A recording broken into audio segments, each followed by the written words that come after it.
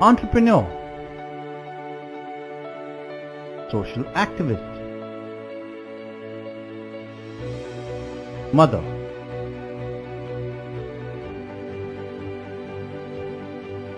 These are just some of the words one could use to describe the young and vibrant Shaeen Gonsalves, who lives and breathes for the empowerment of women in Goa through the Girl Power initiative, which functions under the NGO Goa ForGiving, of which she is the chairperson. Hence, we caught up with her to discuss and gain insight into the various aspects of her life, so as to inspire others of her generation to do the same.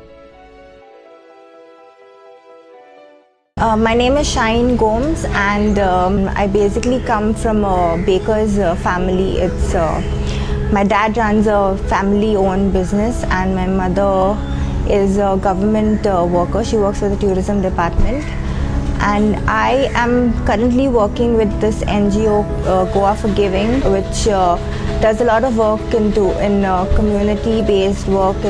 And we fight for the waters of Goa. We are currently working on the Kampal Creek issue, before the coconut tree issue. Then we are also into empowering women and girls into doing a lot of work and running their own businesses.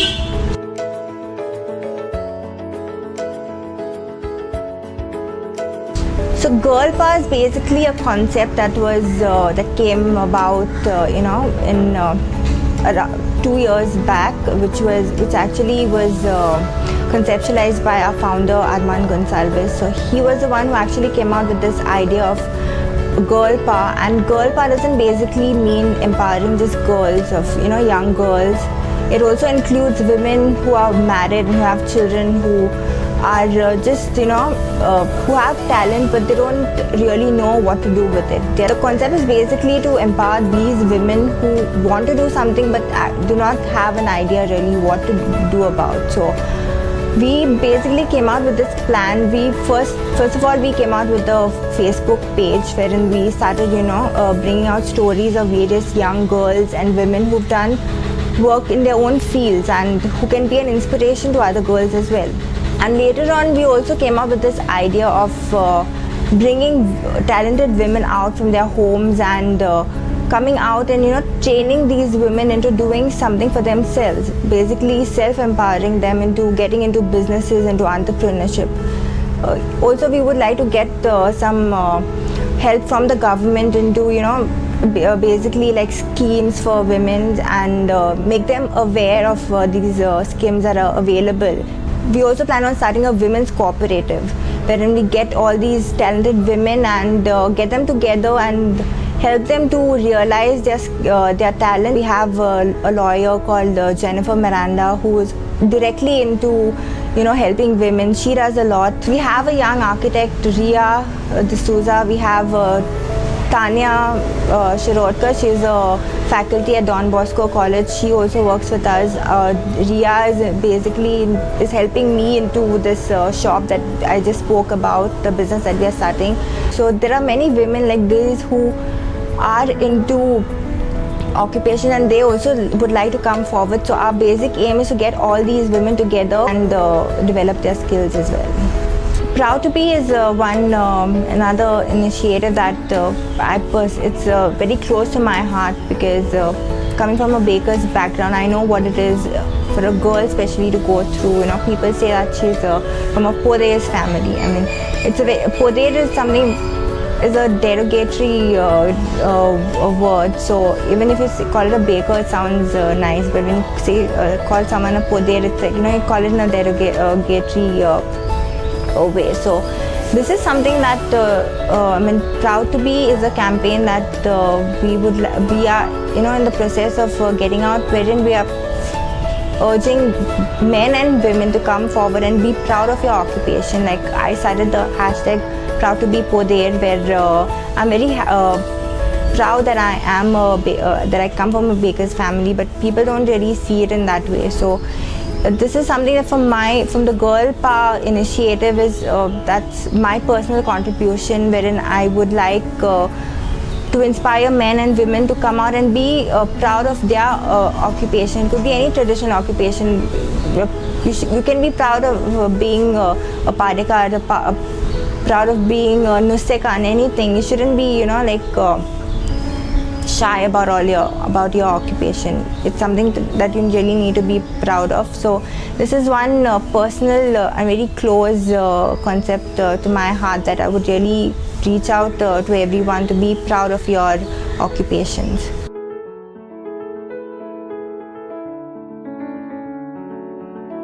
So one lady I would really like to talk about, and who was the main source of this inspiration, was Vasanti, who works at our home.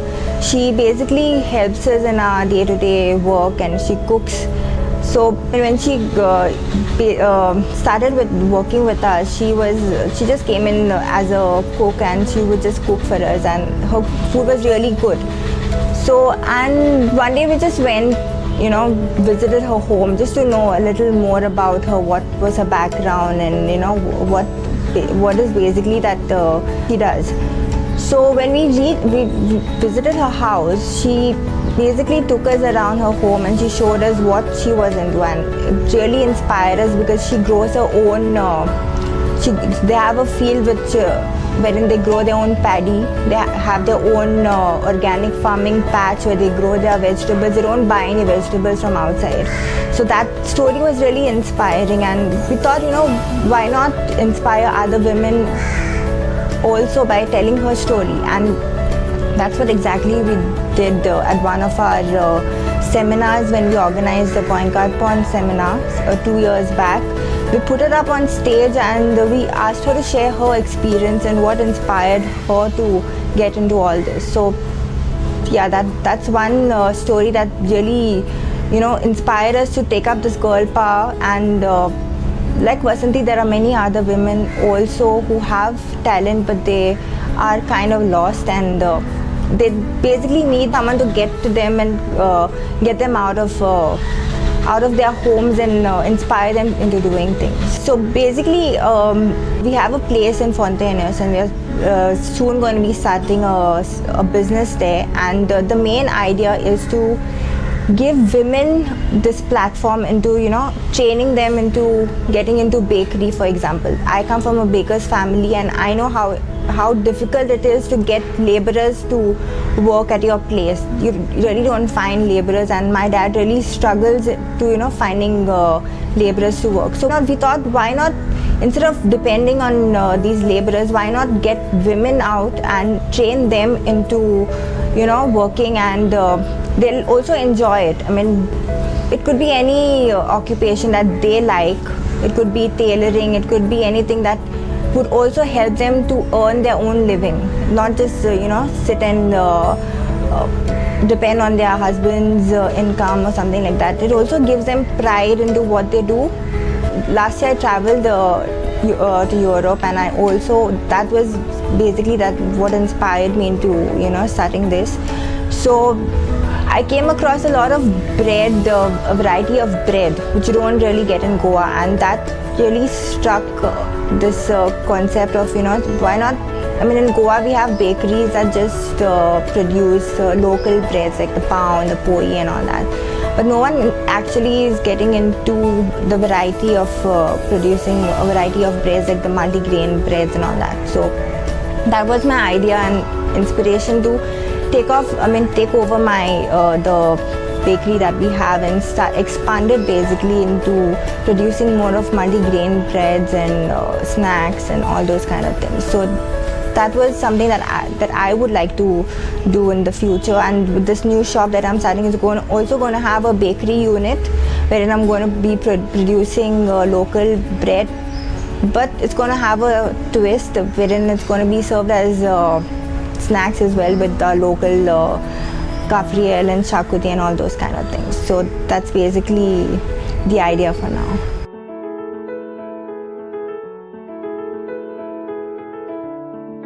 My family is very supportive. I mean, they would anytime, be more than happy to hand over the bakery to me. And also Arman has been a real inspiration. He's the one who actually pushed me into getting this thing done, and he's the one who's actually given me the charge of running this shop, the new shop that we're starting. So for me it was very, comfortable getting into this business because I had all the support. But talking of other girls, I think not everyone is as lucky as I am. Till today they do suffer and they do face this freedom of choice wherein they are limited to certain things. So the situation here compared to abroad, I would say, is very stark. It's different. So when we were in Europe, the kind of jobs also that women take up, they do any kind of job. Like they're waiters there, they're bartenders, they're sweepers, anything, but they don't have this shame of doing something. So women over here, I think, should be inspired by such occupations and also take up these jobs here as well. But I think the support, the family and the people around should be supportive towards girls into helping them getting into what they love to do. The only obstacle, I think, is lack of support. I mean, if you have the backing and the support from people around you, I think that should automatically inspire you and give you the courage to go forward and do what you want to do.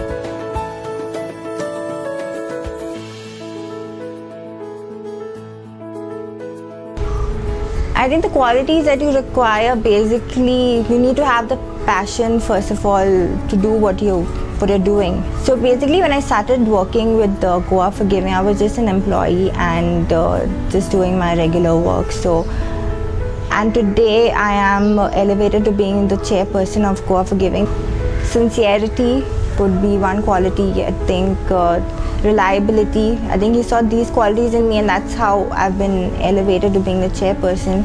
And girl power, I mean, girls, I would really say that these are basic qualities that you require.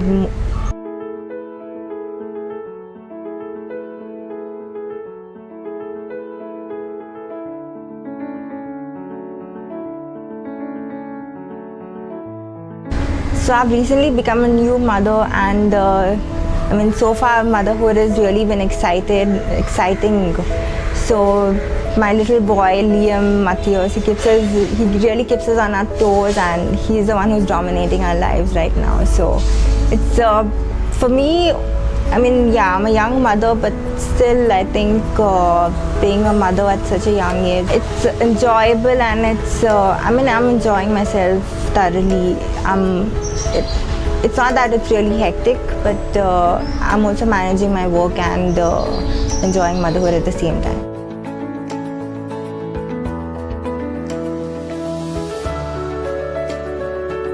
In those times, in the olden times, I think my mother and my grandmother, they had the support, and they had their own mothers who, they could go to any time they felt depressed or something. So they had their own mothers that they would run to when they would feel low. I know. I mean, it's really depressing.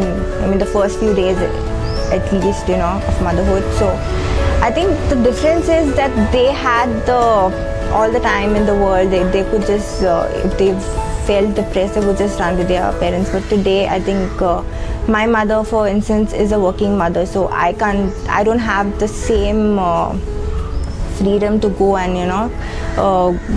go run to her whenever I feel like. So she's working, so I have to somehow get over it by myself. So I think that's one difference, that in olden days it was less depressing.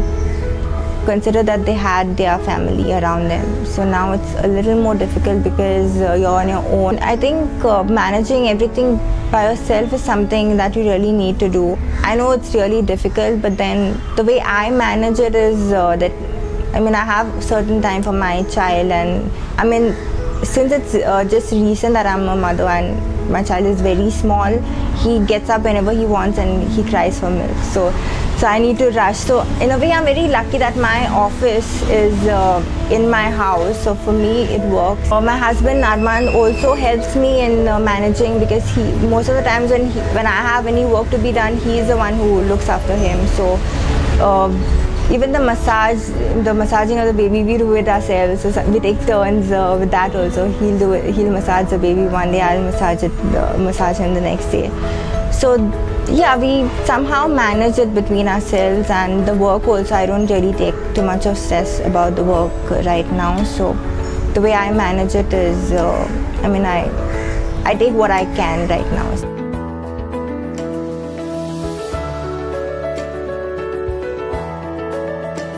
Going by my example, I think my family background, my family is a very conservative family. So parents nowadays, at least in the olden days and still now, they don't really interact with their children as much as they should with issues that are around. So I think for me, I'll make it a point that I am in touch with my son or my daughter, and I'm regularly speaking with him and getting to know him and explaining issues that he should be knowing. Education starts from home. So basically, education that you don't get in school, basically it's interaction between your children that will make them aware of various issues in society. Like it could be anything like sexual harassment or any issue that, rapes or anything that mostly schools don't talk about. So I think when you're that much open with your children, it's that much more comfortable for them to talk about, and that they don't go into this world of something that they aren't aware about and they're so ignorant about.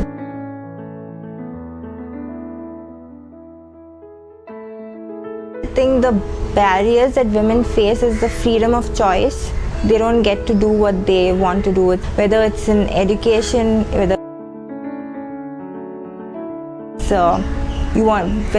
what time you would like to come home.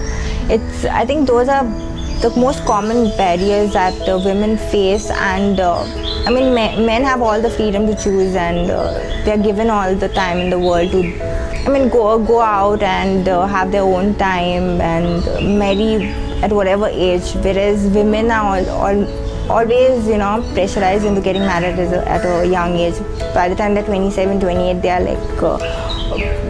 they are pressurized into, you need to get married, you need to find someone. Professionally, I think women are not really encouraged to taking up their own, putting up their own businesses. So I think those kind of barriers are something that men don't really face or go through.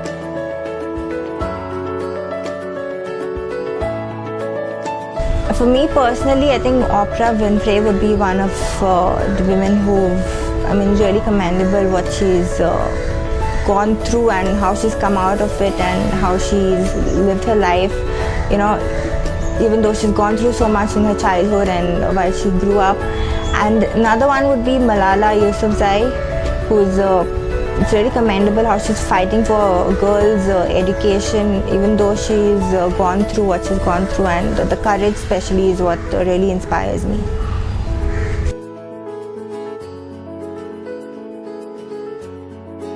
So I think the Me Too campaign that was going around last year was something that brought out stories that were genuine, but at the same time it also brought out false stories. I would say that it really put a lot of men also into trouble because some of the stories are not really true.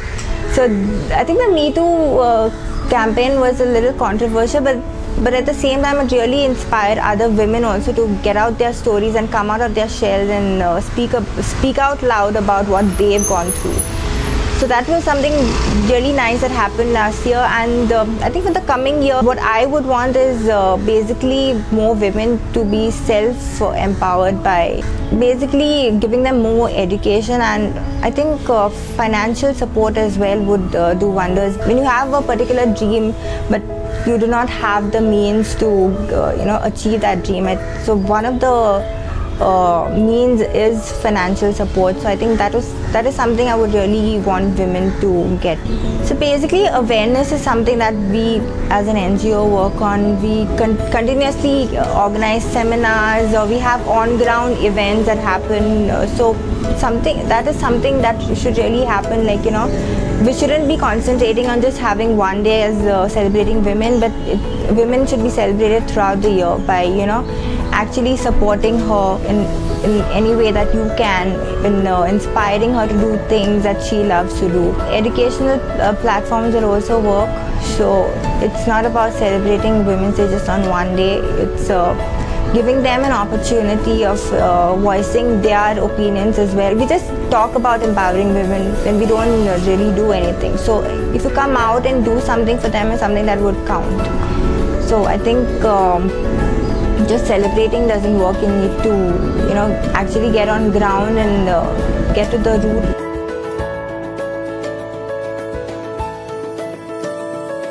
Again, I'm not really, I support feminism, but I'm not really with the concept of, that only anything and everything to do with women.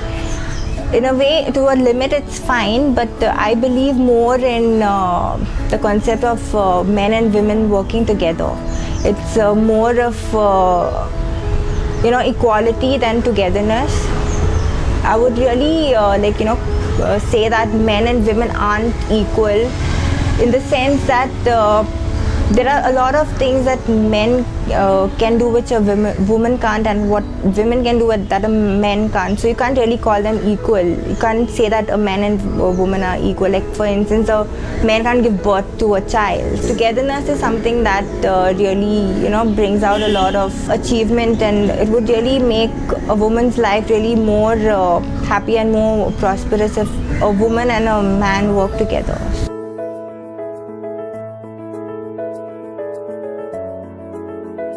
So from our NGO, that is Goa ForGiving, what we personally do is we organize seminars, we have televised debates. We're going to put up stories of various women who will basically speak of what they do professionally and how they would like to inspire other women. Throughout the year, we come out with events like these training workshops for women, and we go out and put out stories like of Vasanti, and there are many other such women who we are currently working on getting out these stories from the grassroots, as you say. So these are the women who actually inspire others into doing things that would really get out their talent as well. Every day we should have something that inspire women basically who would really want to come out and do something for themselves. We're going to be starting training sessions for women. We're going to be starting a women's cooperative, and we're going to be getting out all these talented women who are at home. And even Vasanti, she has a 24-year-old son, she has a 21-year-old daughter. They're on their own now. She doesn't need to look after them. So what else does she have to do? So she comes here and works. In the same way, we're also training her into getting back into bakery. Not everyone would know, but she was the one who actually made the first pizzas of Goa. So she is directly into baking. So there are a lot of women like her who still they would want to do something more. So we from Goa ForGiving would help in recognizing such women to come out and give them whatever training that they would like to get into. So we basically would like to help them to get out and give them all the support that we can. So we have lawyers who are on our team, we have architects, we have teachers, we have various business women also who are working with us. We have a very large group of women who are already working on this concept, and whatever support that women would require, we would really reach out to you all, and we would really want you all to come to us if you have any difficulties. Besides women issues, we also take up a lot of community issues. So we're looking out for volunteers. Since I have taken over Goa ForGiving now, I would like the organization to run by itself. So if you can support us financially, it would be great here and there. We have a lot of projects in the pipeline. If you visit our website, that's www.goaforgiving.org. So if you like our work, do join us, whether it could be by volunteering, by interning, by any support that you can. So you're welcome to do that.